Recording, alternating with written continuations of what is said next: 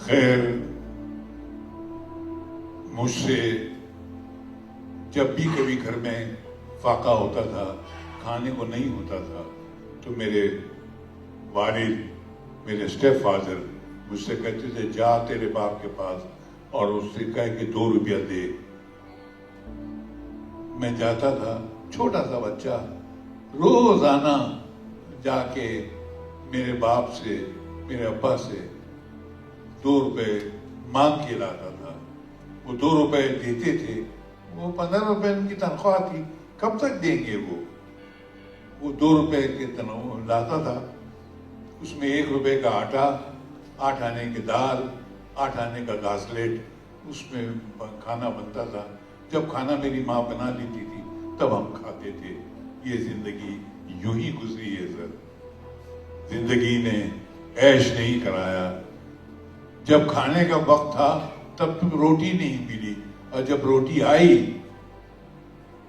تو بھوک مر گئی۔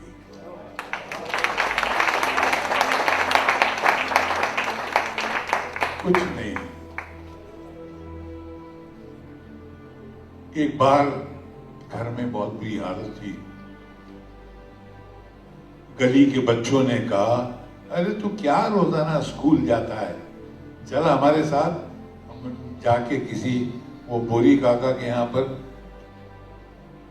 پترے کے کارخانے میں کام کریں گے، 3-4 روپے روز کا ملے گا، تیرے گھر کی حالت سدھر جائے گی، یا تھیلی کاٹنے کا کام کرتے ہیں۔ اب میں ان کے ساتھ، میں نے کتابیں پھینک دی، میں نے کہا یہ صحیح ہے، اور میں ان کے ساتھ 3rd فلور پہ ہمارا مکان تھا،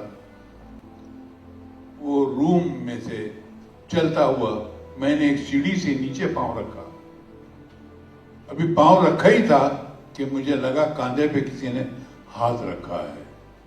میں نے مڑ کے دیکھا، میری ماں کھڑی تھی۔ میری ماں نے کہا میں جانتی ہوں تو کہاں جا رہا ہے، تو ان کے ساتھ جا رہا ہے 3 روپے اور 4 روپے روز کے کمانے کے لیے، تاکہ ہمارے گھر کی غریبی دور ہو جائے۔ بیٹا تو جا، جو تیرے من میں ہے تو کر، میں تجھے روکوں گی نہیں، مگر ایک بات یاد رکھنا، یہ گھر کی غریبی، تکلیفیں، اداسی، منحوسیت، بھوک، یہ نہیں ختم ہوگی اس 3 روپے سے۔ تو ساری زندگی کام کرے گا، 3 روپے کا ہی لائق رہے گا، 3 روپے کا ہی رہے گا تو۔ اس سے لڑنے کے لیے میں ہوں۔ تجھے اگر واقعی اپنے اس گھر کی بھوک مٹانا ہے تو ایک کام کر، تو پڑھ،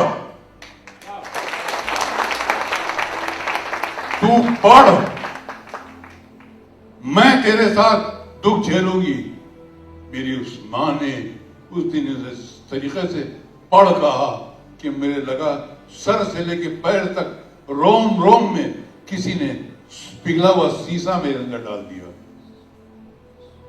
میں بوکھلا گیا، میں دوڑ کے واپس گیا، میں نے اپنی کتابیں اٹھائیں اور اپنا بیگ لیا، اپنے دوستوں کو چیرتا ہوا اور سیدھا اسکول چلا گیا۔ وہاں سے لے کر میں نے ایجوکیشن کمپلیٹ کرنے تک کبھی مڑ کے نہیں دیکھا۔ زندگی کے ہر دکھ، ہر تکلیف، ہر چیز کو ماں نے، جب کبھی دکھ ہوتا تھا ماں سر پہ ہاتھ رکھ دیتی تھی، بس وہ ہاتھ رکھنا ہی اس کا کافی تھا۔ ماؤ، تمہارے پاس اس دیش کا بھوشیہ ہے، تمہارے بچے اس دیش کا بھوشیہ ہیں، ہر ایک بچہ اس میں سے 10 قادر خان پیدا ہو سکتے ہیں۔ یاد رکھیے، آپ کی اولاد آپ کی چھتر چھایا میں ایسے ہی پلو۔ مائیں شیرنی کی طرح ہوتی ہیں، شیرنی کی طرح، وہ اسے شیر کی طرح ڈانٹتی ہے، اور جب ضرورت ہوتی ہے تو ہرنی کی طرح اسے چاٹتی ہے۔